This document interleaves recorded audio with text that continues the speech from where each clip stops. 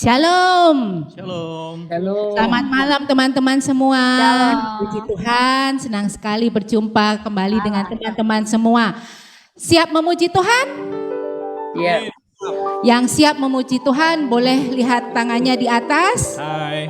Hai, mari kita siapkan hati kita. Kita mau angkat pujian. We praise you Lord, as you are the King of my majesty.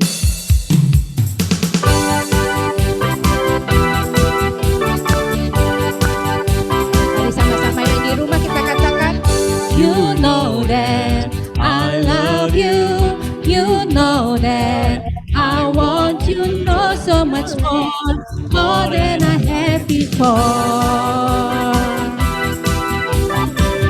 These words are from my heart. These words are not made up. I will live for you. I am devoted to you. King of majesty, I have one desire, just to be with you, my Lord. Just to be with you, my Lord. Jesus, you are the Savior of my soul. And forever and ever I give my praises to you. Jesus, you are the Savior of my soul. And forever and ever I give my praises to you. Mari yang di rumah sama-sama katakan, you know that I love you. You know that I want you so much more than I have before. These words are from my heart. These words are not made up. I will live for you. I am devoted to you. King of my majesty. King of majesty. I have one desire, just to be with you, my Lord. Just to be with you, my Lord. Jesus, you are the Savior of my soul.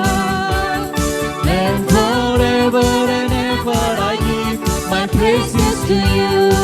Jesus, you are my Savior. Jesus, you are the Savior of my soul. And forever and ever I give my praises to you. King of majesty, I have one desire, just to be with you, my Lord. Just to be with you, my Lord. Jesus, you are the Savior of my soul. And forever and ever I give my praises to you.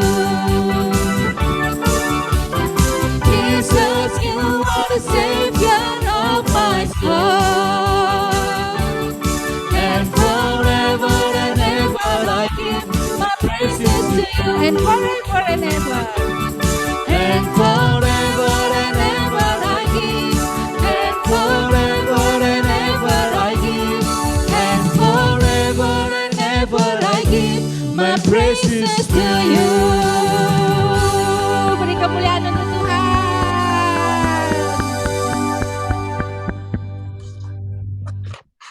Sungguh Tuhan, Engkaulah Raja segala Raja. Mari Bapak Ibu, sebelum masuk dalam persekutuan doa pada malam hari ini, kita mau siapkan hati dan pikiran kita. Mari kita bersama-sama membuat tanda kemenangan Kristus. Dalam nama Bapa dan Putra dan Roh Kudus. Amin. Terima kasih Tuhan, dan syukur kepadamu Tuhan, atas anugerah dan kasih-Mu yang begitu berlimpah mengalir di dalam setiap langkah kehidupan kami. Dari pagi hari ini, ketika kami bangun, hingga pada malam hari ini kami boleh berkumpul Karena kasih-Mu kami semua boleh berkumpul dan bertemu melalui Zoom. Engkau satukan kami semua yang dari berbagai tempat. Kami rindu Tuhan untuk berdiam di hadirat-Mu. Tuhan, hadirlah bersama kami, buka telinga, hati, dan mata kami, agar kami boleh menikmati kasih-Mu melalui puji-pujian, penyembahan, dan doa-doa yang akan kami lambungkan. Roh Kudus, tuntun dan bimbinglah kami dalam doa-doa kami pada malam hari ini. Berkatilah semua alat-alat yang akan kami pakai, dan sertailah teman-teman yang akan hadir melalui Zoom. Semuanya ini kami serahkan ke dalam tangan pengasihan-Mu, sebab Engkaulah Tuhan yang berkuasa, sekarang dan selama-lamanya. Amin. Mari Bapak Ibu, kita mau naikkan syukur kita atas anugerah dan kasih yang boleh kita alami di dalam kehidupan kita melalui pujian syukur. Bila kita boleh menoleh kembali perjalanan hidup kita di saat pandemi menghantam dunia, di saat kita tidak bisa bertemu dengan orang lain, di saat kita kembali kepada rumah untuk beraktivitas, apa yang kita lakukan hanya bisa berpasrah. Bila saat ini kita masih boleh menikmati hidup dan kasih Tuhan, kita percaya bahwa itu adalah berkat Tuhan. Mari saat ini kita sama-sama belajar untuk menghitung hari-hari yang telah Tuhan berikan di dalam hidup kita. Kita mau ucapkan syukur kita kepada Tuhan, kita buka hati kita ucapkan syukur kita pada Tuhan. Ajarilah kami Tuhan untuk menghitung hari-hari kami. Ajar kami Tuhan menghitung hari-hari, agar kami beroleh hati bijaksana.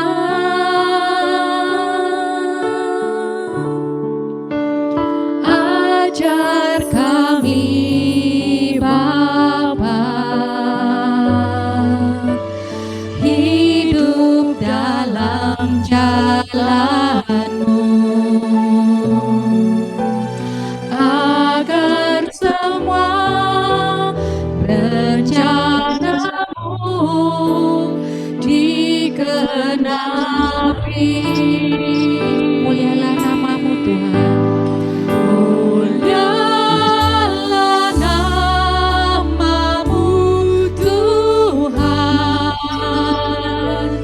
dan ajaib jalan-Mu. Pimpin kami di setiap waktu. Besar setiamu Tuhan,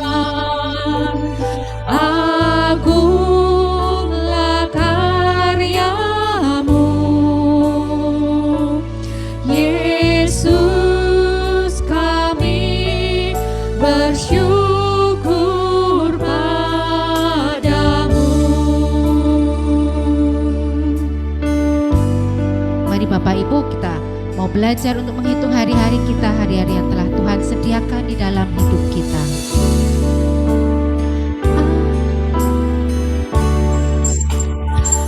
Ajar kami Tuhan menghitung hari-hari. Buatlah kami belajar Tuhan untuk memperoleh hati yang bijaksana. Oleh hati bijaksana. Tuntun kami Bapa, ajar kami Bapa. Ajar kami Bapa, hidup di dalam jalan-Mu, hidup dalam jalan-Mu.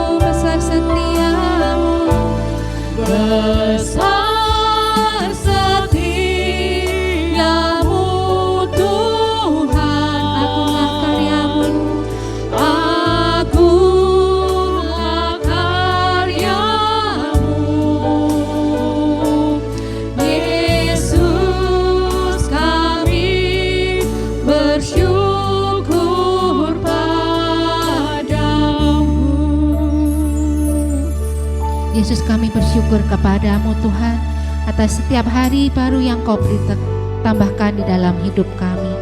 Melalui hari baru itulah kami dapat merasakan kasih-Mu begitu mengiringi perjalanan kami Tuhan.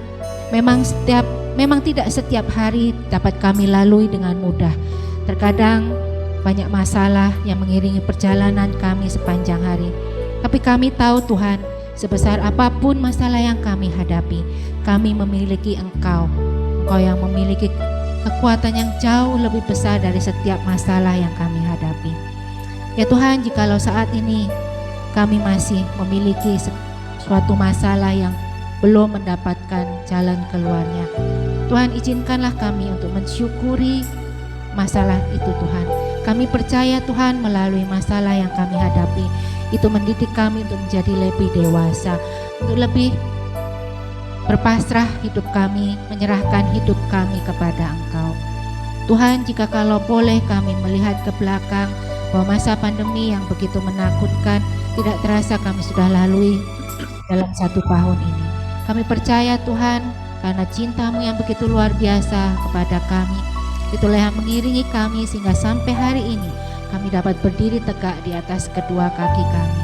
Itu bukan karena kuat gagah kami Tuhan, tapi kami percaya itu adalah kasih-Mu, berkat-Mu yang sungguh luar biasa di dalam kami. Yesus, kami ingin mengucap syukur Tuhan. Kami ingin membuka mata kami untuk melihat segala berkat-Mu yang lebih lagi Tuhan. Mulialah nama-Mu Tuhan, dan ajaiblah jalan-Mu dalam setiap hidup kami. Mari katakan sama-sama, mulialah nama-Mu. Mulialah nama-Mu Tuhan,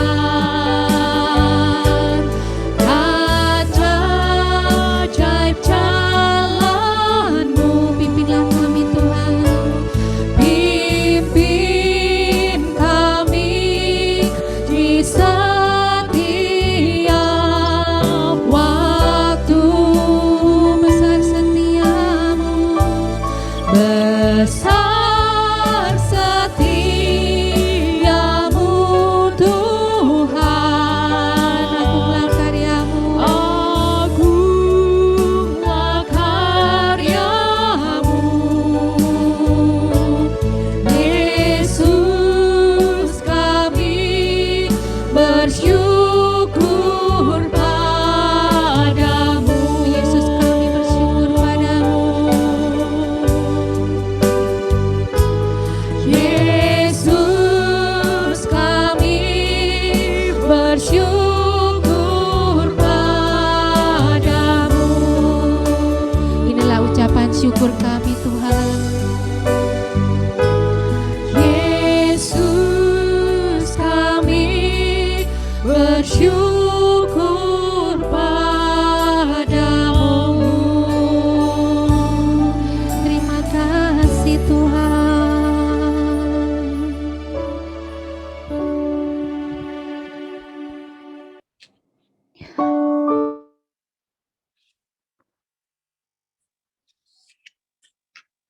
Bapak Ibu, kita mau masuk lebih dalam lagi.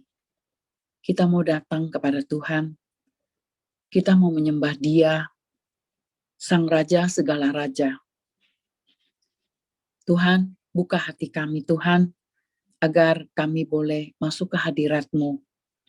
Kami ingin berdiam di hadirat-Mu Tuhan, agar kami boleh merasakan damai dan sukacita di dalam hati kami. Siapkan hati kami Tuhan, untuk menyembah lebih dalam lagi. Kami ingin menyembah-Mu Tuhan, melalui pujian penyembahan.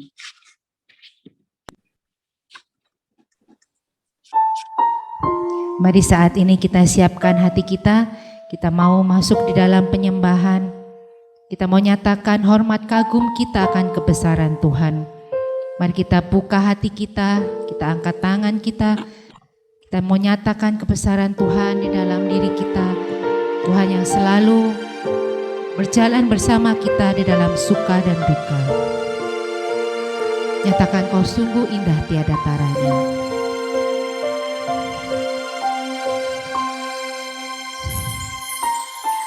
Kau sungguh indah tiada taranya,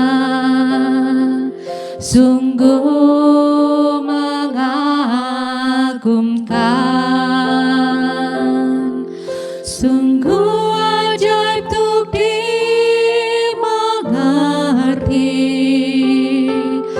lebih dari semua yang ada. Hikmat-Mu tiada terselami,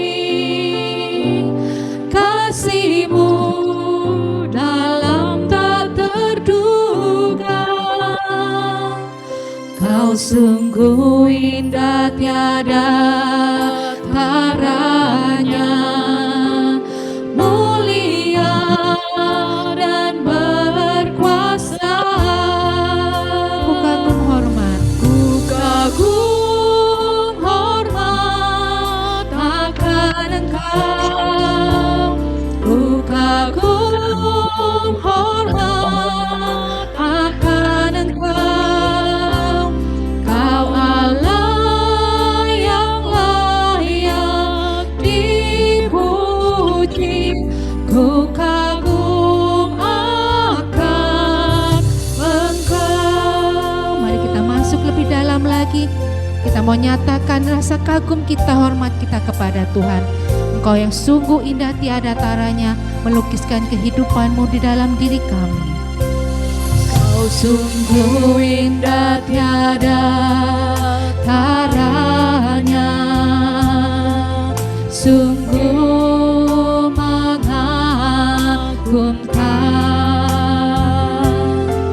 sungguh ajaib untuk dimengerti, lebih dari semua yang ada. Hikmat-Mu Tuhan, hikmat-Mu tiada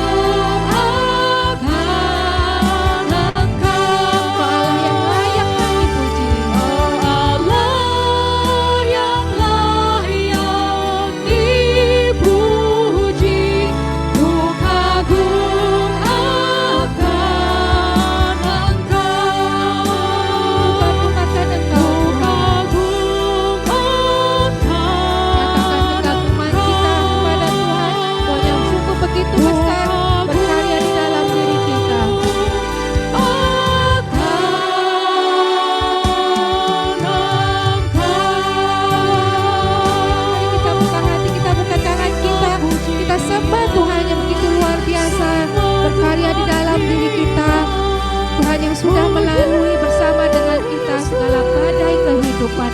Tuhan yang selalu memberkati setiap langkah hidup kita. Tuhan yang memberkati kita tanpa melihat kita banyak salah dan dosa.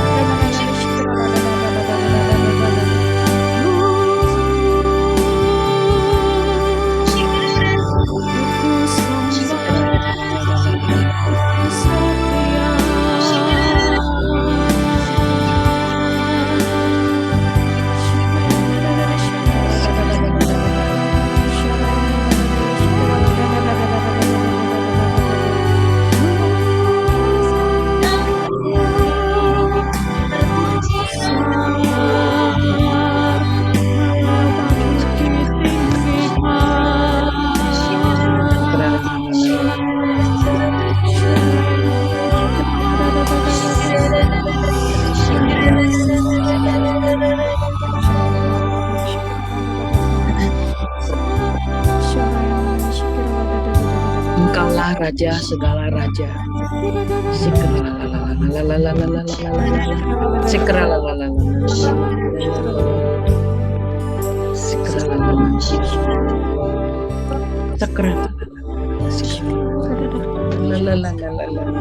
Aku akan menyertai engkau senantiasa sampai akhir zaman.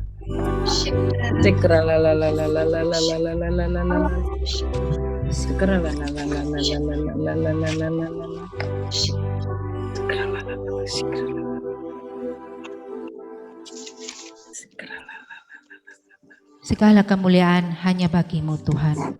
Kemuliaan kepada Bapa, Putra dan Roh Kudus, pada permulaan, sekarang, selalu dan selamanya.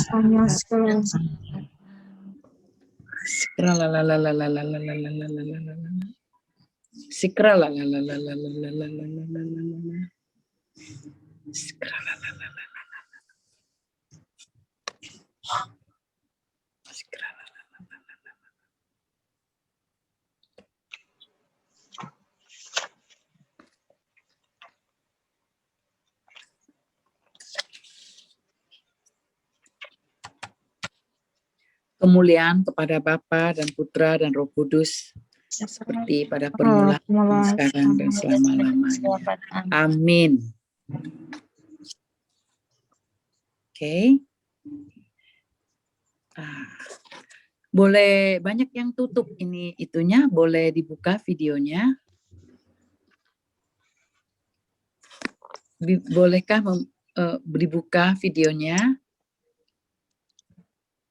Banyak yang tutup.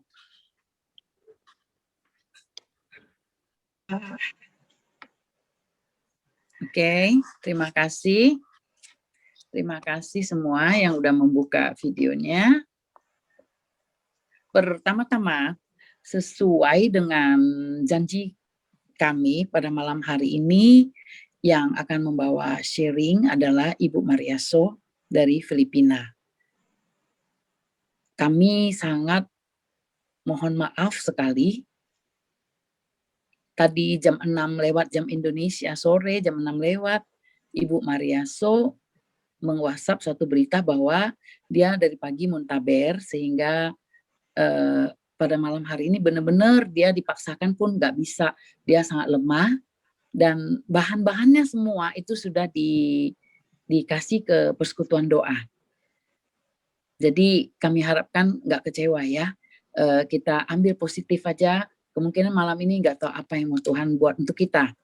Tapi kami berjanji, karena bahannya memang udah di tempat kita, kami berjanji minggu depan harusnya libur, tetapi kami mungkin usahakan mau minggu depan atau bulan 4, tapi tetap Ibu Marieso akan mengisi, karena bahannya memang udah di tempat kita. Jadi kami dari Persekutuan Doa sangat mengharapkan pengertian semuanya ini ya.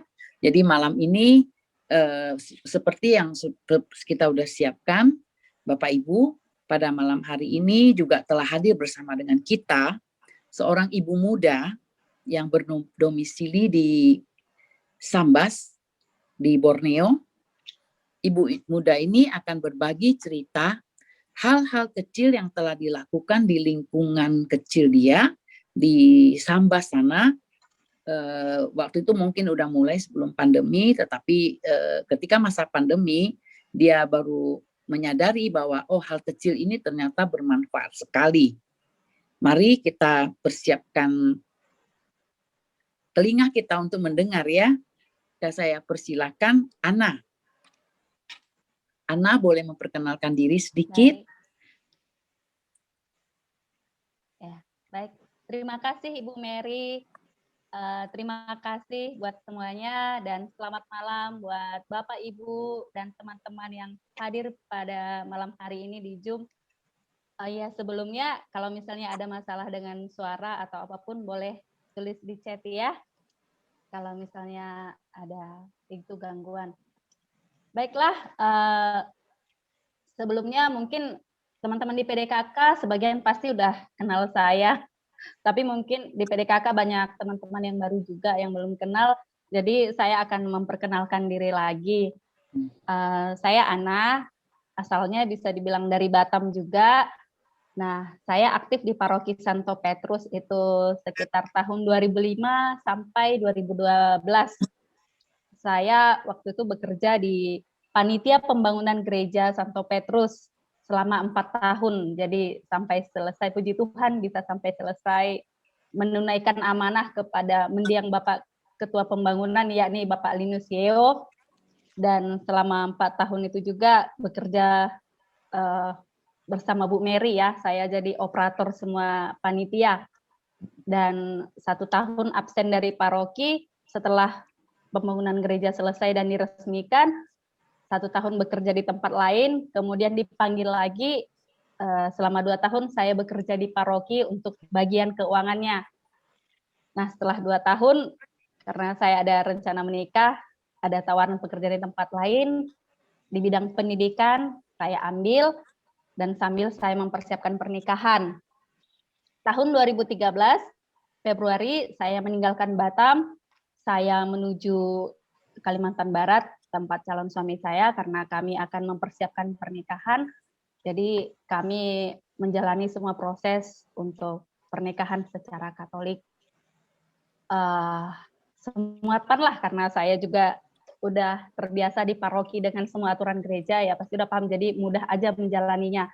Hanya saja, kalau mungkin di Paroki Santo Petrus, semua akan mudah untuk saya. Jadi saya nggak pernah kebayang akan menikah di tempat lain tuh nggak pernah kebayang. Bahkan dulu orang-orang di lingkungan gereja Santo Petrus itu yang pengurus-pengurus KBG, panitia pembangunan itu udah memimpi-mimpikan anak akan menikah di gereja Santo Petrus. Sampai ada bapak yang bilang sampai nanti saya panitianya nah yang sediain catering saya gitu. Ya segitu manisnya ya, pokoknya pengalaman yang indah ya, bekerja di panitia pembangunan gereja dan berada di lingkungan paroki buat saya itu pengalaman yang sangat indah dan sangat berharga untuk kehidupan saya selanjutnya. Jadi akhirnya ketika saya di Kalimantan itu misalnya berurusan ke paroki, mendaftarkan untuk kursus pernikahan, waktu itu kami mengikuti kursus pernikahan di keuskupan. Karena waktu itu lagi yang ngadain di keuskupan. Jadi agak beda ya, agak beda sedikit, tapi ya kita ikutilah sesuai yang kondisi di sini gitu. Jadi ya puji Tuhan semua tahap-tahap itu menurut saya sangat dipermudah. Awalnya saya takut di sini itu orang nggak ada yang kenal saya. Kalau di Santo Petrus ya semua akan mudah, semua orang kenal saya gitu, pastor-pastor semua kenal pasti saya mudah gitu. Tapi di Kalimantan tempat yang sangat asing buat saya, nggak ada kenal, tapi ya puji Tuhan ya semua sangat mudah. Kursus pernikahan, proses kanoniknya sangat mudah, sangat dipermudah. Seolah-olah saya memasuki paroki-paroki itu seperti saya itu udah terbiasa di sana gitu. Pastor-pastornya juga familiar, apalagi saya orang Batak ya, berasal asli dari Sumatera Utara. Jadi pastor-pastor di sini tuh yang di paroki itu kan dari kongregasi Kapusin ya. Jadi mereka itu kalau pastor-pastor yang berumur itu pasti mereka ada kuliah di seminari di Sinaksak di Sumatera Utara ya, di Siantar ya. Jadi karena cerita orang Batak jadi masuk, jadi asik lah ceritanya, ujungnya jadi dipermudah. Akhirnya Mei 2013 kami menikah dan ikut suami. Suami tugas bekerja di lingkungan perkebunan sawit. Jadi di perkebunan sawit itu ya lokasinya di pedalaman ya, mungkin di tengah hutan juga, jauh dari keramaian, kadang medannya juga berat. Cuma kita di lingkungan sawit itu kompleknya sudah lengkap semua. Kita juga dikasih fasilitas gitu. Jadi mulai Mei 2013 ya saya yang biasanya pekerja aktif di Batam, aktif di PDKK, mungkin nggak terlalu aktif juga ya belakangannya, tapi banyak kegiatan lah namanya di Batam ya. Bisa-bisa pulang ke rumah itu pulang jam 12 malam gitu. Lalu ketika menjadi ibu rumah tangga itu di rumah, aduh luar biasa yang jadi menunggu suami, terus sinyal juga kadang nggak ada. Aduh, terus di lingkungan kita itu ada 20 rumah ya, sekitar 20 rumah. Buka pintu itu kadang sepi, nggak ada. Wah, benar-benar tantangan yang luar biasa ya. Terus untuk kerohanian juga gerejanya jauh, parokinya jauh. Memang hari Minggu kita bisa ke misa ke paroki gitu, tapi pada saat itu di lingkungan perusahaan itu nggak ada komunitas doa, nggak ada apa-apa. Waduh, jujur kayak krisis iman saya ya, yang biasanya di Santo Petrus, biasanya di Batam itu Kamis ada di KBG, hari Rabu di KBG, Kamis di PDKK, hari-hari biasa gitu, misa harian, itu enak banget. Iman kita itu bertumbuh hidup lah gitu.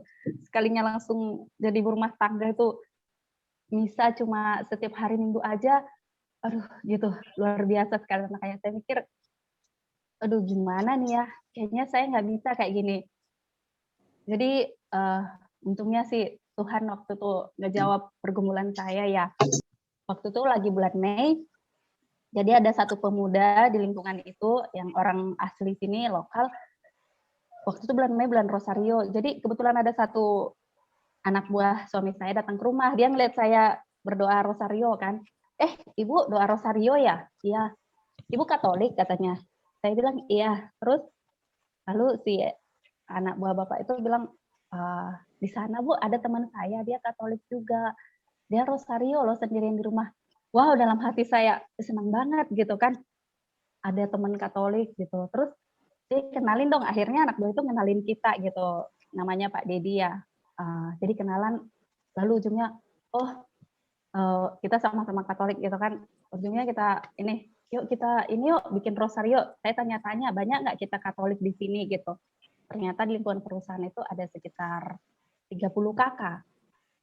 Cuma ya selama ini ya mereka nggak ada kegiatan doa, mungkin misa pun tidak, mungkin hanya 2 kali setahun aja mereka ke gereja itu, misalnya Natal sama Paskah gitu. Waduh, nggak kebayang ya gitu kan.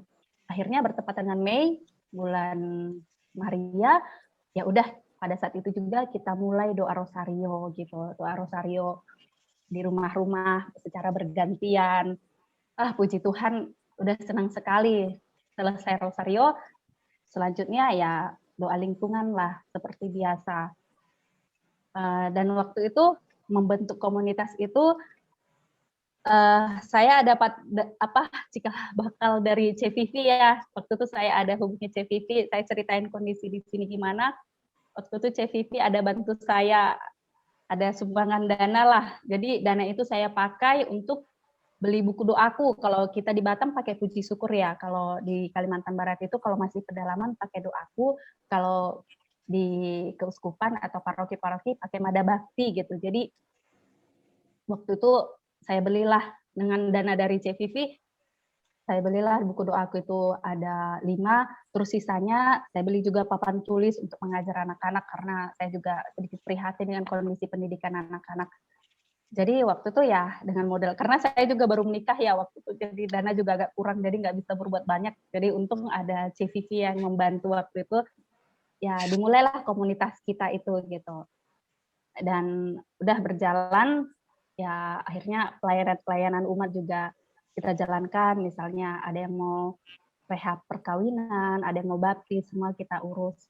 Dan kita juga daftarkan ke paroki, kita komunikasi dan koordinasi dengan paroki ya. Itu semua saya bisa jalanin kayak gitu, karena itu tadi ya modal dan pengalaman ketika saya bekerja di paroki.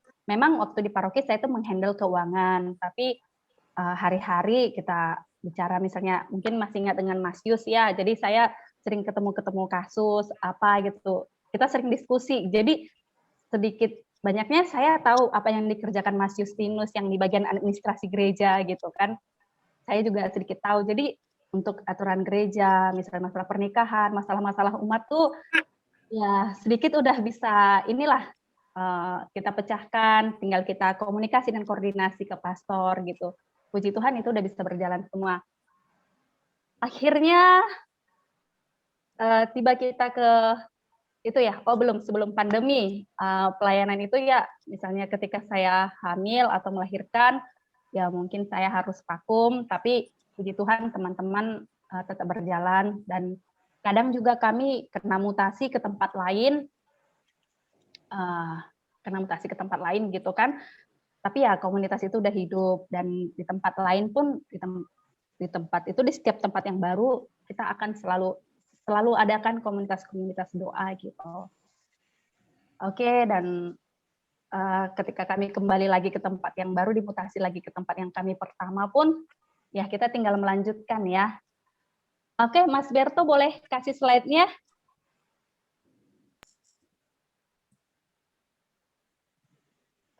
Nah, ini kegiatan kami sebelum pandemi, ini misa pembaptisan ya.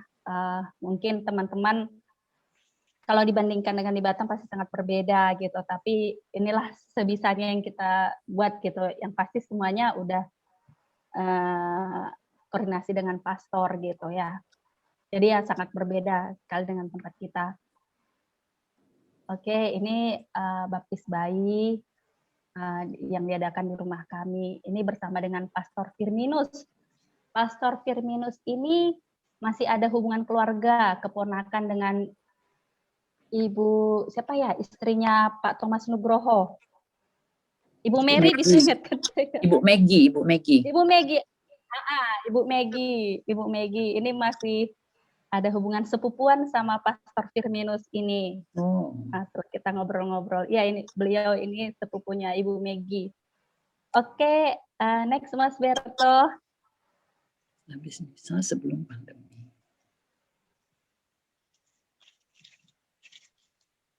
Nah, ini teman-teman kita ya, ini para pekerja di lingkungan sawit. Itu ada orang lokal, ada juga dari timur sana, ya bermacam-macam. Tapi ya, saya salut lihat mereka, kerinduan mereka gitu terhadap gereja, ekaristi. Antusias sekali, ini hanya sebagian ya, bagian itu udah pulang. Oke, lanjut Mas Berto. Oke, mungkin stop dulu ya, sebelum dulu di play videonya ya. Kita masuk nih ke masa pandemi nih.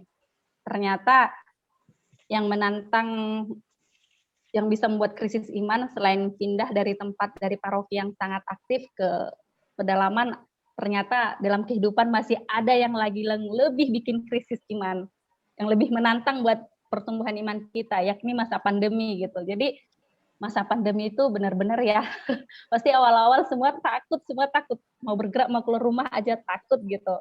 Jadi kita pun di sini sama seperti di kota lain, walaupun kasusnya nggak tinggi di kota lain, tapi tetap diberlakukan ya. Gereja itu ditutup, sekolah ditutup. Apalagi kami di lingkungan perusahaan, manajemen itu sangat ketat sekali aturannya. Kita nggak boleh keluar sembarangan, dan kita nggak boleh kumpul-kumpul. Jadi kegiatan doa lingkungan kita juga semua stop. Pokoknya tidak ada kerumunan, tidak ada kumpul-kumpul.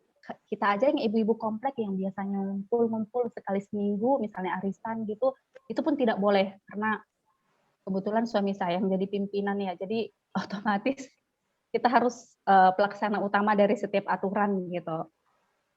Waduh, luar biasa, pasti semua juga ngalamin ya, kita itu beribadah hanya lewat online gitu kan, pasti rasanya aneh gitu, aneh banget gitu, nggak biasa, kita nggak fokus gitu, tapi ya lama-lama ya pasti itu pun lebih baik daripada nggak sama sekali gitu. Akhirnya setelah 8 bulan, bukan 8 bulan deh ya, sekitar 6 bulan, 3 bulan kali masa pandemi, itu anak saya yang tertua kan berumur 6 tahun, kelas 1 SD. Anak saya sih, ya ini tantangan berat buat ibu rumah tangga, cuma bagi saya nggak terlalu ya, karena saya juga ada pengalaman mengajar, jadi saya ajarin anak saya di rumah. Jadi pelajaran di sekolah itu nggak ketinggalan gitu. Akhirnya saya terpikir, gimana dengan anak-anak lain, apalagi anak kelas 1 itu masa penting gitu kan, masa yang semua itu pendidikan awal, misalnya membaca, menulis. Waduh, generasi ini kasihan sekali pikir saya kan. Akhirnya saya minta izin ke suami, "Pak, boleh nggak saya itu buka les untuk anak-anak?" Karena sebelum-sebelumnya pun saya ada ngadain, tapi secara rame-rame, massal gitu ya, les bahasa Inggris nggak terlalu punya target gitu, biasa aja, yang penting ada kegiatan anak-anak gitu. Nah, kalau ini kan udah serius nih, aduh anak-anak kasihan dong, nggak bisa baca, nggak bisa apa-apa nih, yang satu angkatan ini anak kelas 1 SD. Jangankan kelas 1 SD, yang kelas 2 SD juga gitu kan. Lalu itu diskusi sama suami, puji Tuhan suami izinkan, tapi suami bilang tetap jaga protokol ya, anaknya nggak boleh banyak banget gitu. Ya udah, saya adain di rumah, di teras rumah. Pokoknya mereka tuh sebelum datang, saya suruh cuci tangan, cuma nggak pakai masker. Cuma kalau misalnya ada anak sakit, saya nggak izinkan les gitu. Oke, Mas Berto, boleh di-play videonya. Inilah kegiatan belajar kita di rumah. Anak-anak yang sebelumnya nggak bisa baca, nggak tahu. Keempat di kabur di lingkungan rumah sekolah. Ini anak-anak tahap sudah bisa membaca. Sebelumnya mereka nggak tahu huruf sama sekali.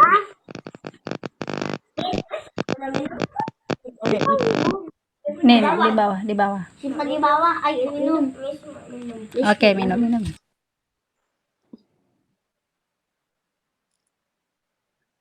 Oke. Terus? Ini ya, kalau yang membacanya. Oke, next Mas Berto. Oke, untuk anak-anak sudah oke ya, sudah handle, sudah bisa, udah tamat ya, mereka udah bisa baca itu. Orang tua itu ini banget ya, senang banget gitu, karena banyak orang tua kan nggak bisa ngajarin anak di rumah ya. Oh, emosian, anaknya yang dipukulin gitu, kasian banget ya. Jadi makanya ketika anak-anak mereka udah bisa baca itu ya senang lah gitu. Jadi udah masalah anak-anak sudah selesai, yang penting bisa baca. Kalau udah bisa baca kan untuk pelajaran yang lain. Lalu lihat ibu-ibu juga gitu kan. Oh iya, selama masa pandemi kita di rumah aja nggak banyak gerak, pasti kita gendut ya. Pasti mungkin semua ngalamin juga ya, naik berat badan. Apalagi tuh lagi ada tren masak-masak, bikin kue. Mungkin kalau teman-teman yang ada di sosmed saya pasti mungkin dulu juga ada lihat saya yang nggak tahu masak, benar-benar nggak bisa masak itu, jadi masak kue, pizza dan segala macam. Ya ujungnya gendut gitu. Waduh, ini masalah juga nih gitu kan. Bahaya juga nih kalau berat badan naik, nanti gampang sakit juga gitu. Akhirnya saya memang ya hobi ya, memang sebelumnya juga ada olahraga. Cuma saya minta izin lagi suami, Pak boleh nggak ajakin ibu-ibu kita ngejumba bareng, tapi ya kami tetap terbatas gitu, jumlahnya terbatas gitu. kalaupun misalnya mau yang lain ya harinya dibedain gitu. Ya suami izinin, ya udah kita ngadain Zumba. Itu asik banget, seru gitu. Jadi ya sehat juga gitu. Jadi untuk olahraganya juga udah berjalan. Oke, next Mas. Fotonya. Nah, kita kan ibadah lingkungan belum bisa, gereja udah bisa, tapi masih terbatas sesuai protokol. Yang punya anak kecil kan nggak boleh ya, anak kecil kan nggak boleh ke gereja. Jadi saya lihat ibu-ibu juga udah rindu banget gitu mau ke gereja. Wah, hampir setahun ya nggak ada kegiatan apa-apa. Akhirnya saya ajakin ibu-ibu yang kita biasa ngumpul terdekat, yuk kita ini yuk, kita doa rosario. Saya bilang kita gantian di rumahnya. Kita 4 orang aja terbatas ya. Itu lagi minta izin ke suami gitu kan. Suami bolehin. Ya udah. Kalau ala ibu-ibu itu enak ya, nyaman. Pokoknya seru ya. Pokoknya seru banget lah gitu. Kalau misalnya kita doa lingkungan tuh rame, ada bapak-bapak ya. Nggak begitu luas ya kita ibu-ibu. Karena kita ibu-ibu ada anak kecil. Kadang kita merasa nggak enak kalau anak kita nakal atau gimana. Kita jadi fokus ke anak gitu. Cuma karena ini kita ibu-ibu aja. Nah, lihat tuh ada ibu tuh kan. Dia baca renungan hari itu gitu, itu sambil gendong anak gitu. Jadi kita suasana agak santai sedikit ya. Jadi ya saya lihat juga ibu-ibu senang dan saya pribadi juga senang sih. Oke, Mas, next.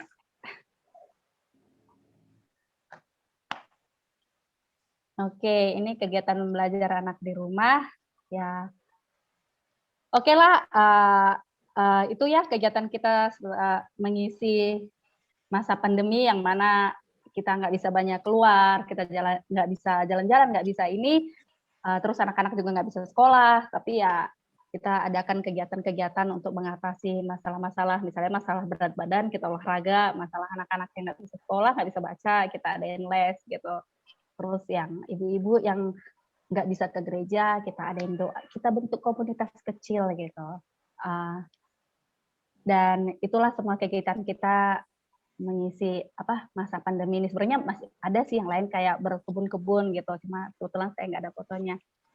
Oke, totally itu semua kegiatan saya, dan di sini saya mau ngucapin terima kasih ya kepada PDK, keluarga PDKK, senior-senior di PDKK, sesepuh-sesepuh di PDKK, Ibu Mary, Cititin, Ibu Lucy, dan semua teman-teman yang nggak bisa saya sebutkan satu persatu. Jadi saya itu bisa kayak gini, bisa ngadain gini, ya itu karena saya ketika di Batam, di paroki itu, saya terbiasa melihat kegiatan-kegiatan itu gitu kan. Ya, terus puji Tuhan juga Bu Mary dulu ya sangat baik ya sama saya, maksudnya sering ngajakin saya ke seminar-seminar. Pokoknya makasih banyak loh Bu Mary. Pokoknya kalau buat yang muda-muda di PDKK, kalau misalnya diajakin ini sama yang orang-orang tua, mau deh. Pokoknya bergaul dengan orang-orang yang positif gitu di lingkungan PDKK itu sangat bagus. Pokoknya saya itu dapat modal banyak gitu. Jadi misalnya nih PDKK dulu sering ngadain seminar ya. Jadi saya ada dapat ilmu itu dari PDKK itu, misalnya waktu itu saya ingat ada ngadain seminar tentang aborsi bersama mendiang Pastor Theo. Wah, ini penting banget. Terus kedua, pernah ngadain seminar tentang perkawinan dan masalah-masalah dalam perkawinan. Ternyata di dalam paroki ini masalah ini nih yang paling banyak ya. Jadi berbekal seminar itu dan pengalaman saya kerja di paroki gitu. Jadi teman-teman itu yang punya masalah-masalah perkawinan bisa kita arahkan bagaimana gitu. Jadi gimana masalahnya kita bisa, apalagi di sini tuh ya lumayan banyak gitu. Jadi kita arahin gini ya. Karena mereka itu yang perkawinannya belum beres secara Katolik itu ya semua itu ya punya kerinduan ya pengen diberesin gitu. Jadi itu tadi karena bekal dari paroki itu ya saya punya modal untuk ngasih solusi, mereka tinggal arahin buat gini-gini, komunikasi dengan pastor di paroki, oke buat gini-gini, ya udah kita beresin gitu. Terus berarti saya Ana di pernah sana berapa ikut tahun? konvenas. Total sudah 8 tahun, Bu. Oke. Waktu Ana tinggal sedikit. Sudah 8 tahun. Oke. Kenapa Bu? Waktu untuk sharing tinggal sedikit. Oke, sedikit lagi. Itu tadi ya, Oke, yang oke. seminar saya ikutin di PDKK itu seminar hidup baru. Ya, Itu sangat berguna ya, tentang roh. Terus kalau kita udah pernah hidup seminar hidup baru dan kita punya roh itu tentu berbuah dong ya. ya. Jadi saya pun berusaha membuat buah roh itu gitu. Itu aja sih, pokoknya saya berterima kasih banyak ke PDKK, ke Ibu Cetitin terutama yang waktu itu sebelum saya berangkat ke Kalimantan, Cetitin pernah bilang gini ke saya, "Anak, nanti kamu udah bisa loh bentuk persekutuan doa di sana." Jadi ya, itu mengiang-ngiang di telinga saya ketika saya ke sini, itu aduh gimana nih, sedangkan kita jauh dari paroki, itu PDKK nggak ada di semua paroki. Kalau kayak di sini di Singkawang ada, tapi di Sambas itu nggak ada. Waduh, nggak bisa dong saya, jangan tuh untuk karismatik ya komunitas aja belum ada, jadi saya bangun komunitas dulu, KDG dulu gitu. Jadi motivasi dari Cetitin. Terus ya itu tadi juga kayak Ibu Mary, pengalaman Ibu Mary yang saya lihat mengkoordinir suatu acara itu saya copy. Iya. Jadi, padahal saya masih muda gitu, nggak ada acara di rumah, gampang mempersiapkan makanan, ini segala macam itu, ya saya belajar dari Bu Mary gitu. Di rumah saya nggak biasa mempersiapkan itu, tapi saya belajar dari Bu Mary. Terus yang ketiga, Ibu Lucy juga, terima kasih ya yang udah care ke kita, kadang untuk jadi tempat curhat gitu. Pokoknya semua di situ, kita dalam organisasi itu punya peran masing-masing, nggak ada yang lebih, nggak ada yang kurang, saling melengkapi gitu. Jadi pesan saya dalam organisasi jangan gampang baper, nggak boleh gampang baper gitu. Itu aja kuncinya ya, yang mudah tersinggung dan kita saling melengkapi. Oke, itu aja. Terima kasih Ana. Suara saya dengar nggak? Ya. Masih dengar ya? Oke, terima kasih. Jelas, Bu. Terima kasih. Jelas. Lalu selanjutnya ada juga mau sharing kepada kita Ibu Tuti Wati Bastoni. Silakan Bu Tuti. Selamat malam Bu Mary dan teman-teman semua. Ya. Jelas. Saya ini diminta sebetulnya saya nggak sama dengan Pak Bas ya. Kalau Pak Bas mungkin siap selalu, tapi kalau saya tapi saya tadi mau menolak. Teringat tadi pagi saya baru baca kitab. Bu, maaf Bu, suara nggak jelas Bu. Maaf Bu, suara nggak jelas. Masa COVID ini bukan terhadap diri sendiri ataupun bersikap nasional, tak bersifat nasional, tetapi secara global. Ini adalah ancaman yang sangat mengganggu akibatnya. Suaranya masih kurang bagus, Bu. Iya. Harus pakai apa ya, Berto? Mungkin pakai headset kali ya, Bu ya. Ada earphone gitu, ada nggak, Bu? Coba saya pinjam dulu headset. Oke. Ya. Ibu. Ya. Ibu coba apain sebentar. Kami lanjut dulu ke kesaksian oleh Sekar, karena Sekar kesaksiannya singkat. Jadi Ibu bisa mempersiapkan lagi, Bu ya. Iya. Oke. Masuk Sekar. Masuk kemana? Izin masuk, Komandan. Ya, diizinkan. Hari ini komandannya di sini ya. Ibu Tuti silakan izin, mempersiapkan Komandan. Ya. Selamat malam. Ya, selamat malam semua. Shalom.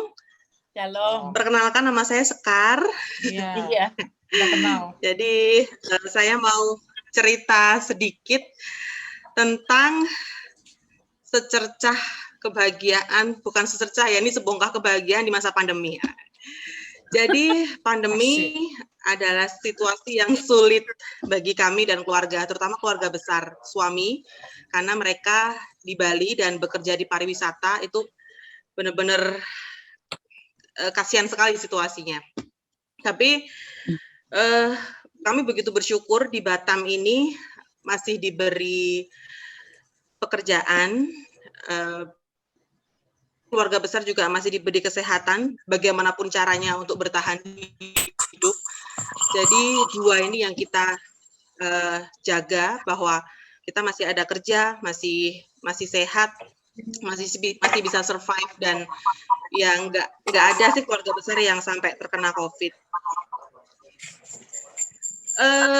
Desember tahun lalu saya diberi kesempatan untuk pulang kampung sekeluarga ke Jogja sama ke Bali, ya karena jenguk orang tua juga. Dan di pertengahan pulang kampung itu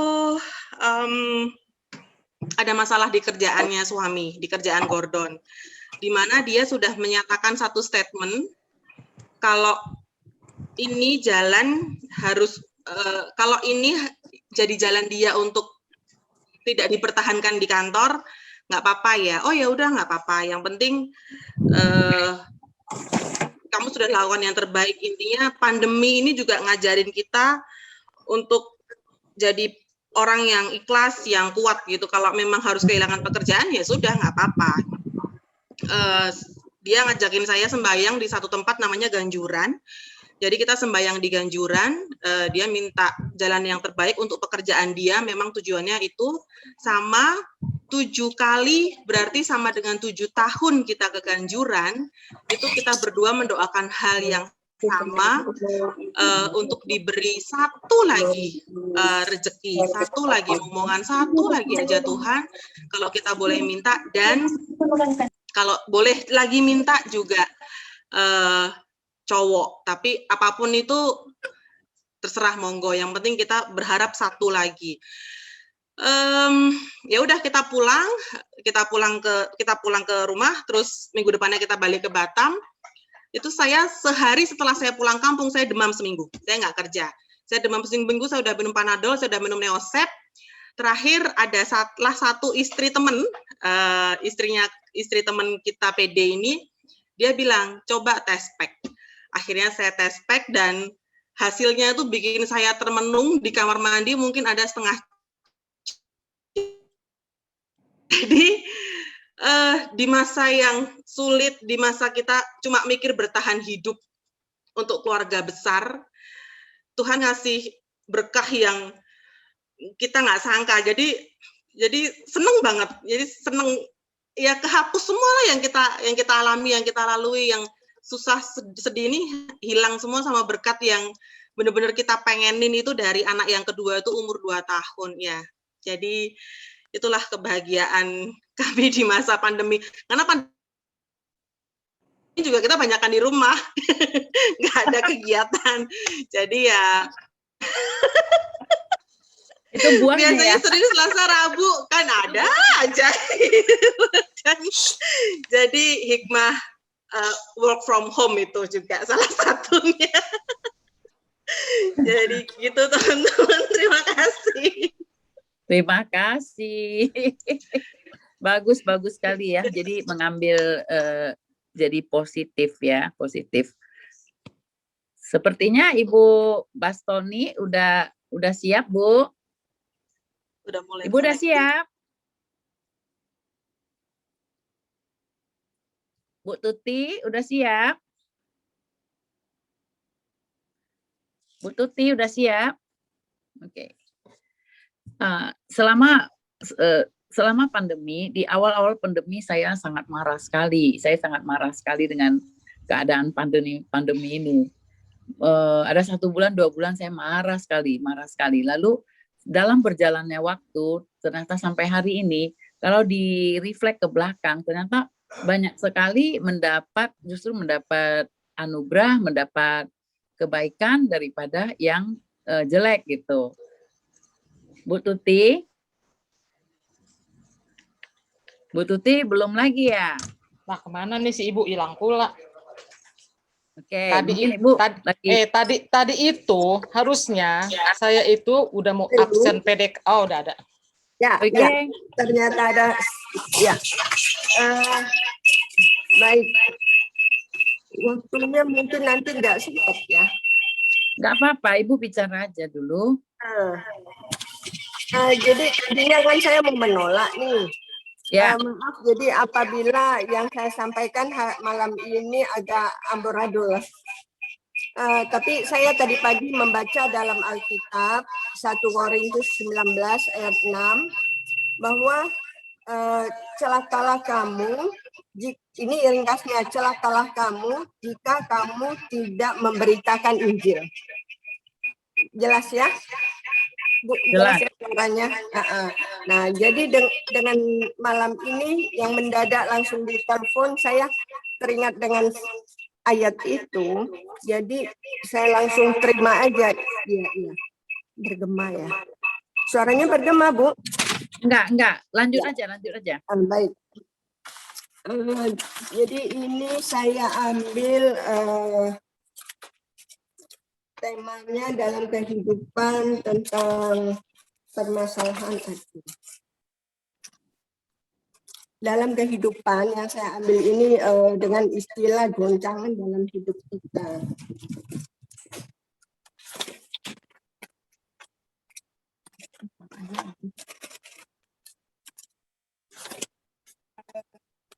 Ibu.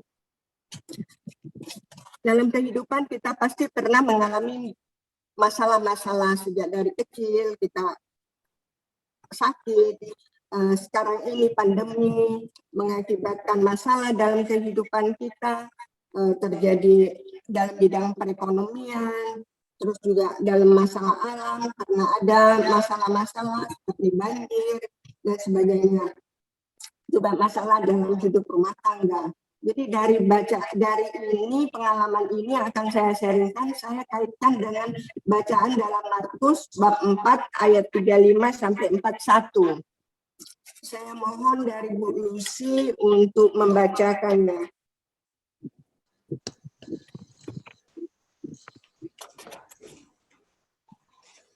Oke. Dan bacaan dari Markus bab 4 ayat 35 sampai dengan 41. Angin ribut diredakan. Pada hari itu, waktu hari sudah petang, Yesus berkata kepada mereka, "Marilah kita bertolak ke seberang." Mereka memanggilkan orang banyak itu lalu bertolak dan membawa Yesus beserta dengan mereka dalam perahu di mana Yesus telah duduk dan perahu-perahu lain juga menyertai dia.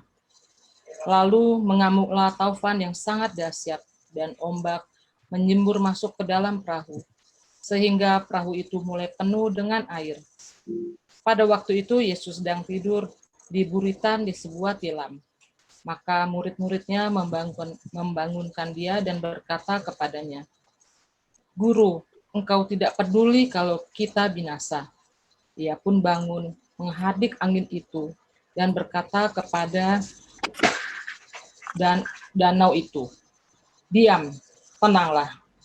Lalu angin itu reda dan danau itu menjadi teduh sekali. Lalu ia berkata kepada mereka, "Mengapa kamu begitu takut? Mengapa kamu tidak percaya?" Mereka menjadi sangat takut dan berkata kepada yang lain, "Siapa gerangan orang ini, sehingga angin dan danau pun taat kepadanya." Demikianlah sabda Tuhan.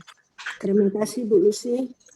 Jadi dari bacaan itu kita pahamin, kalau kita dengar bacaan ini, di sini terjadinya goncangan. Murid-murid pada waktu dalam perjalanan itu terjadi taufan. Di situ kan Yesus, murid-muridnya pasti merasa nih, Yesus sudah mengajak mereka jalan untuk menyeberang. Mari kita bertolak ke seberang. Pada saat di perjalanan terjadi badai. Di sana murid-murid itu merasa, kok Yesus sudah bersama kita, tapi kok masih ada masalah ini. Pasti kalau kita bayangkan itu ada badai, itu ketakutannya luar biasa.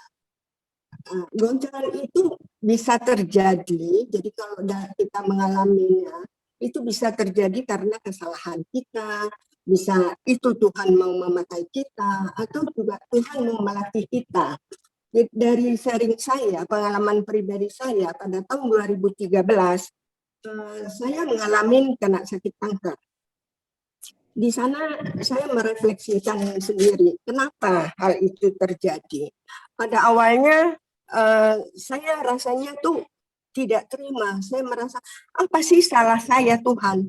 Kenapa bisa terjadi sakit ini kepada saya? Ada perasaan malu, karena biasanya orang yang sakit kanker itu selalu dikatakan itu dosa-dosa, karena ada dosa, karena ada. Sampai saat sekarang kalau saya mendengar kalau ada kayak KKR atau apa penyembuhan, itu yang dikatakan sakit kanker itu ada penyebabnya karena dendam lah, karena macam-macam itu. Sepertinya ada sesuatu luka batin segala macam gitu ya. Tapi di sini saya membalikkan pikiran saya positifkan. Di situ kesalahan saya. Kenapa saya merasa kesalahan saya? Ada saat kita memang setiap manusia ini pasti sudah ada kanker. Kanker itu berkembang dan tidaknya.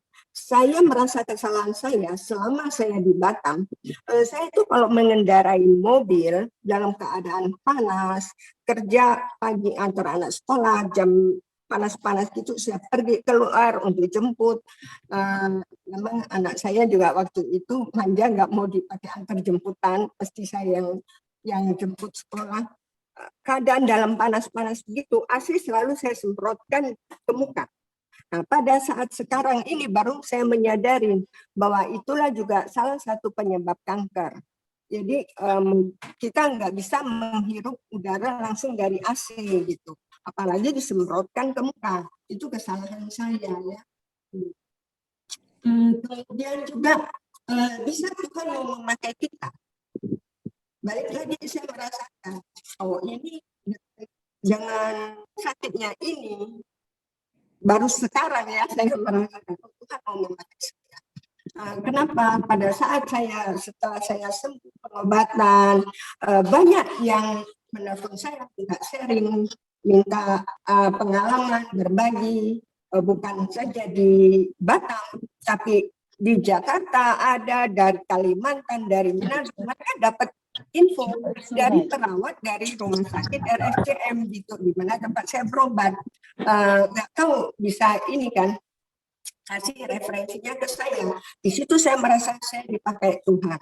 Nah, contoh sharing lagi, mungkin teman-teman kita tahu kenal Gracia. Gracia itu penyanyi cilik dan dia juga pemain musik. Pada waktu ulang tahun gereja paroki di Palembang, kami dapat undangan, saya hadir. Pada saat dia dipanggil ke panggung untuk pentas, mamanya memperkenalkan bahwa ini anak kami Gracia, dia itu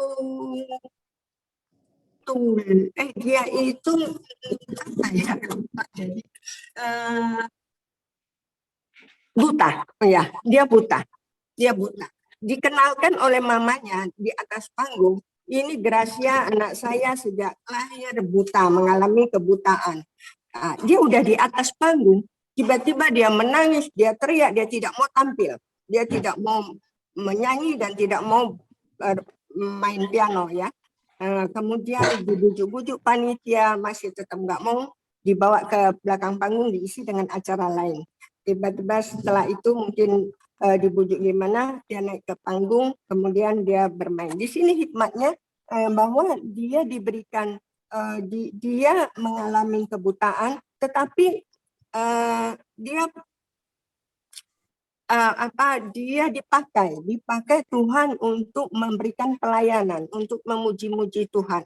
Itu di situ positifnya ya, Pak, Tuhan mau memakai kita. Jadi di balik itu ada kehendak Tuhan.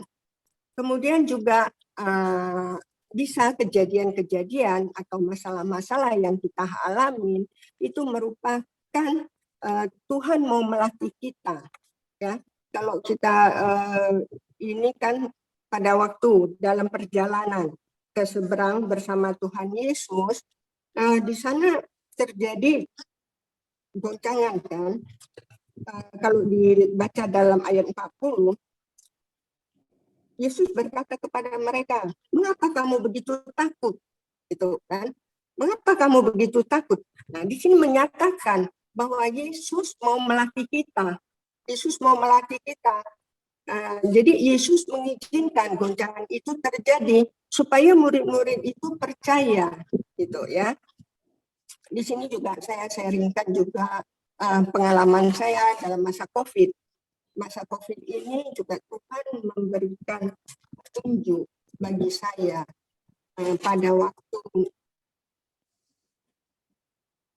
pada masa COVID ini. Belum setahun Pak Bastoni meninggal. Kemudian disusul oleh papi saya. Papi saya meninggal. Kemudian pada waktu itu saya mau berangkat ke Jakarta. Tapi penerbangan tutup. Pas masa COVID baru ini ya, baru penerbangan tutup, Jakarta tutup. Saya nggak bisa berangkat. Jadi adik-adik saya bilang, ini kami mau kebumikan besok. Karena mereka juga takut nanti banyak tamu, menjaga mami. Kalau banyak tamu mungkin ada pelak-peluk, cium sana cium sini, mami kan nggak bisa membatasi. Papi itu udah usianya udah tua, 83 ya pada waktu meninggal karena jantung. Nah, saya akhirnya saya putuskan, oh ya, saya tidak bisa berangkat. Gitu. Nah, disinilah Tuhan melatih saya ya, melatih saya. Apakah saya kuat menghadapi? Jadi pada waktu papi dikebumikan, saya cuma bisa video call. Kemudian juga pada ini juga ya dalam perjalanan Tuhan Yesus, pada waktu terjadi badai, itu Yesus sedang tidur. Yesus sedang tidur, kemudian murid-muridnya kan karena rasa khawatir, mereka membangunkan Yesus. Pasti kan kalau kita bayangkan, ini kalau dibaca ini dalam ayat 38, Guru, engkau tidak peduli kalau kita binasa. Kalau dibaca ini pasti murid-murid ini kan dengan keras ya, sudah karena kekhawatiran, karena ketakutannya, mereka tuh sudah tidak lagi tahu ini kuasanya Tuhan Yesus. Sampai guru kan, pasti dalam ketakutan itu, guru, engkau tidak peduli kalau kita binasa. Sambil kan sepertinya, Tuhan Yesus itu diam-diam aja tidur. Padahal ini kita udah ketakutan. Nah di sini kan murid-murid Yesus berpikiran negatif, berpikiran yang negatif. Kok Yesus diam aja? Dari bacaan ini juga kalau kita ingat dalam Kejadian ayat 3 sampai 11 sampai 12 itu ada tertulis ya, waktu Adam mengatakan, Tuhan Yesus menyatakan, siapakah yang memberitahukan bahwa engkau telanjang? Apakah engkau makan buah yang terlarang? Jawab Adam, itu perempuan yang kau ciptakan untukku, yang memberikan aku makan buah terlarang ini. Nah, sepertinya menyalahkan kan? Menyalahkan. Jadi murid-murid Yesus tadi juga menyalahkan Yesus. Kok sudah ngajak kami pergi, tapi kok Yesusnya pada waktu ada goncangan badai yang pasti mengkhawatirkan murid-murid, kok Yesusnya tidur? Pasti kan? Makanya mereka tuh seperti guru, kayak seperti membentak ya. Kalau kita ini kan, jadi di situ juga Adam juga menyalahkan bahwa itu wanita yang kau berikan, perempuan yang kau berikan untukku, itu yang memberikan makan padaku. Nah, seperti juga saya pada waktu kepergian Pak Bastoni, saya juga mohon maaf ya, sebetulnya saya juga menyalahkan, kok Pak Bastoni kenapa dalam perjalanan hidup saya selalu berpikir, kok masih baru pada saat masih baru Pak Bestoni meninggal, hampir 1 tahun itu penderitaan bagi saya ya. Merasa saya itu, bukan saya tidak merelakan Tuhan mengambil, tapi saya seperti bukan menyalahkan Tuhan, tapi saya menyalahkan Pak Bestoni. Kok kenapa dia udah sakit, udah tahu penyakitnya, kenapa dia nggak jaga diri? Kenapa dia masih capek-capek gitu? Kenapa masih capek-capek olahraga dengan tidak melihat lagi, merefleksi dirinya, kemampuannya, tidak tahu batasnya. Di situ saya berapa lama sepertinya menyalahkan almarhum ya. Saya menyalahkan kenapa. Tapi balik lagi saya berpikiran positif. Dia jalan pagi, dia olahraga pagi. Itu hanya perantara dari Tuhan. Perantara Tuhan mau memanggilnya. Itu saja. Jadi kalau saya pada waktu saya rasanya, aduh, kenapa sih begini Pak Baston, kenapa? Cepat sekali. Rasanya cepat sekali. Tapi ya saya berpikir lagi balik. Tuhan yang menghendaki. Jalan pagi, dia capek, itu hanya perantara dari Tuhan. Nah, disitulah sikap-sikap negatif kita yang selalu timbul.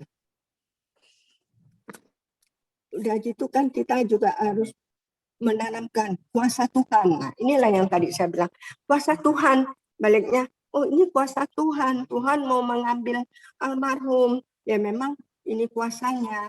Nah, seperti pada ayat 39 ya, Tuhan menghardik angin itu. Baru menghardik setelah mendiamkan dulu goncangan ini terjadi, baru kemudian Tuhan menghardik, mau menunjukkan kuasanya. Ini kuasanya. Jadi kan pada saat itu Tuhan menghardik angin, baru tenang angin itu. Mungkin dalam kita juga dalam pengalaman hidup banyak masalah-masalah yang kita alami, masalah ekonomi, masalah penyakit, masalah rumah tangga, masalah bisnis, juga masalah pekerjaan. Kita mari tanamkan pikiran kita bahwa kuasa Yesus, kuasa Tuhan tidak berubah, tidak pernah berubah untuk selama-lamanya. Sekarang sampai selama-lamanya. Amin. Amin. Amin. Nah, ini sebagai penutup ya, Yeah. saya simpulkan bahwa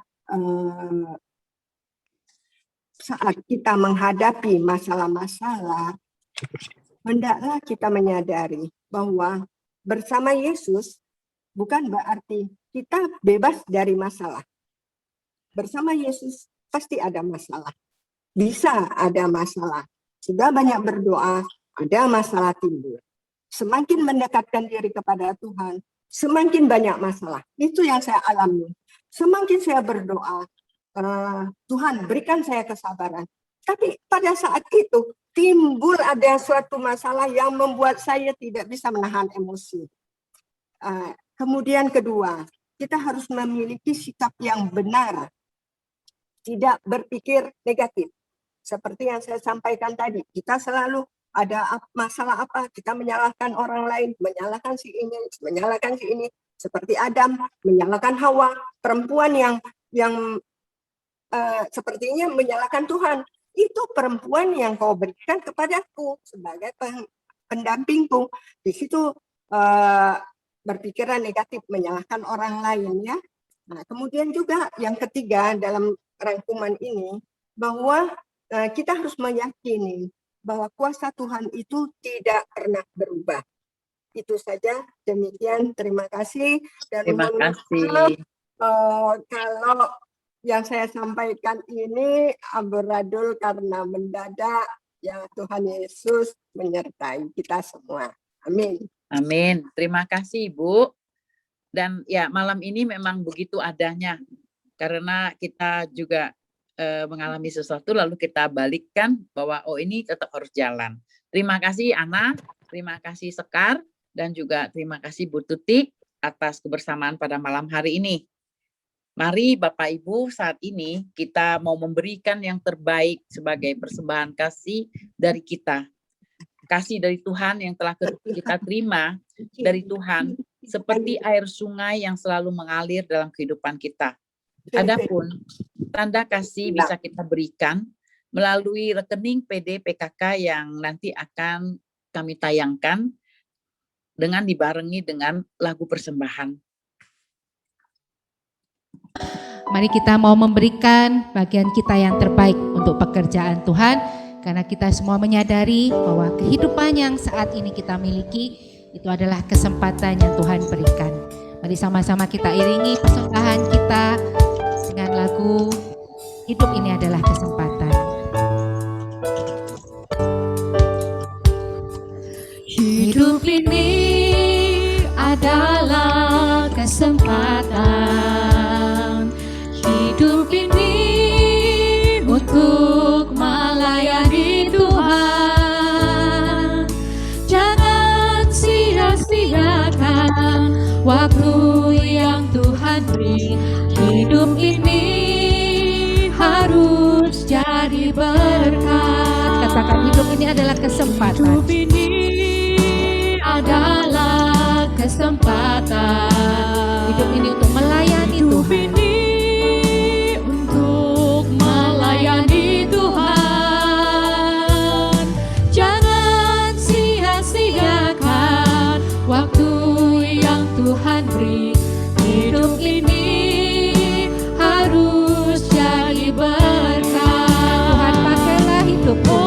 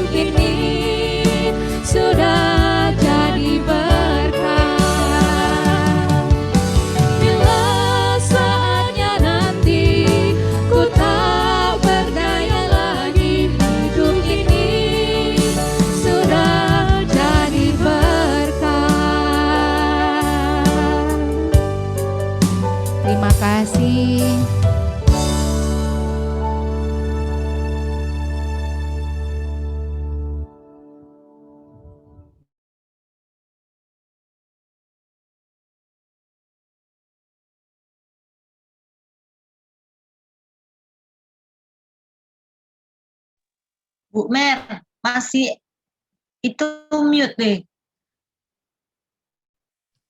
Oke, thank you, Tin. Untuk pengumuman Kamis depan tanggal 25 Maret, sedianya adalah tidak ada persekutuan doa. Tapi saya juga tidak yakin apakah 1 minggu ini Ibu Mareso bisa untuk kembali ngisi apa tidak. Tapi ya udah, kita tetapkan aja tidak ada persekutuan doa. Jadi itu mungkin kita simpan bahannya untuk April.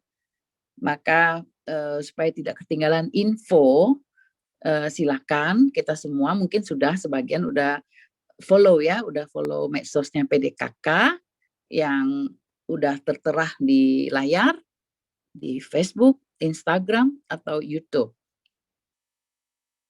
Oke? Mari kita foto bersama, kita buka semua layar, kita foto bersama. Malam ini sungguh indah, apapun yang terjadi, saya tadi sore udah bilang, Tuhan, saya serah semua kepada Tuhan, karena memang kita sebagai manusia udah berbuat yang terbaik ya, dalam semua rencana kita itu. Mari kita foto bersama. Siap semuanya? Siap. Bu Evi, Bu Yuli belum buka. Mari kita foto dengan senyum sukacita. Karena malam ini kita boleh sukacita juga ya. Bu Evi, Bu Yuli, mau open kamera nggak? Atau mau setengah open? Ya udah, kita aja ya. Oke, yuk. Yuk, siap ya. 1, 2, 3.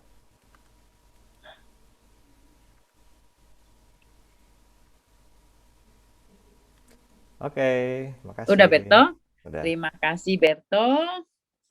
Lalu seperti biasa kita tutup persekutuan doa pada malam hari ini. Kita mau datang kepada Tuhan seperti tadinya di awal, kita buka dengan doa. Pada akhir juga kita mau datang kembali kepada Tuhan. Mari kita siapkan hati kita. Tuhan, tiada henti-hentinya kami mengucap syukur kepadamu Tuhan untuk malam hari ini. Malam hari ini kami merasakan sungguh lawatanmu Tuhan kepada kami. Di dalam keadaan kami yang begitu tiba-tiba kami boleh saling mendukung. Sehingga pada malam hari ini kami tetap boleh melakukan persekutuan doa. Kami boleh merasakan sukacita dalam puji-pujian dan doa-doa kami. Serta sharing-sharing dari teman-teman yang sungguh menguatkan kami. Tuhan, jadikanlah pertemuan kami pada malam hari ini menjadi kenangan atas kasih dan anugerah-Mu, dan kami mau bagikan sukacita ini kepada keluarga, kepada orang-orang yang akan kami temui. Tuhan, sertai dan lindungi kami semua dalam istirahat malam kami. Bunda Maria, dampingilah kami dalam mengantar doa-doa kami ke dalam tangan putra-Mu yang terkasih.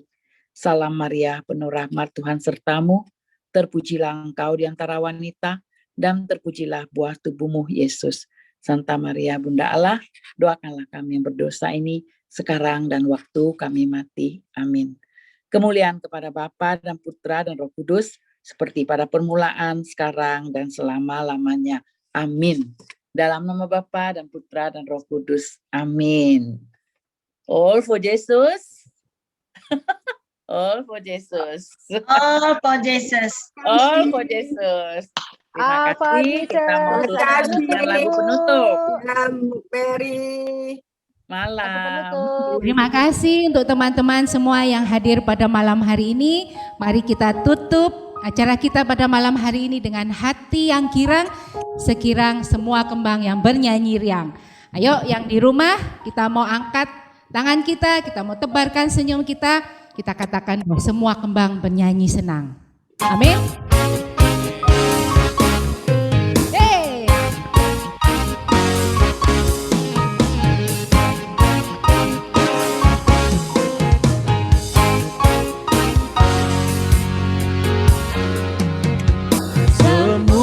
Kembang bernyanyi senang, giranglah hatiku.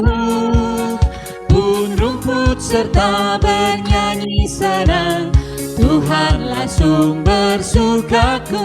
Semua kembang bernyanyi senang, giranglah hatiku.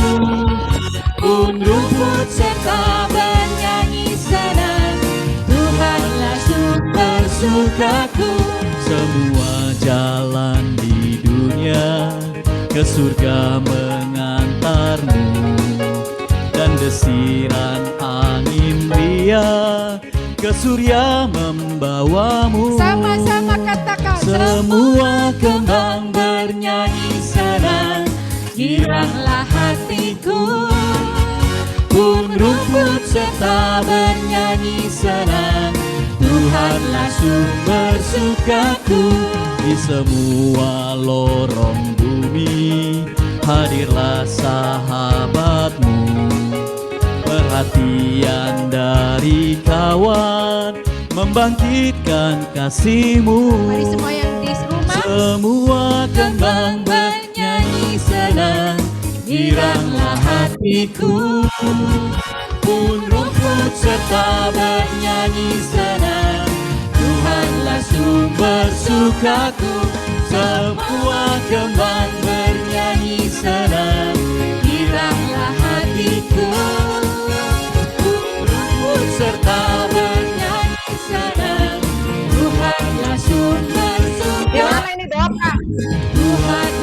sumber sukaku. Semuanya.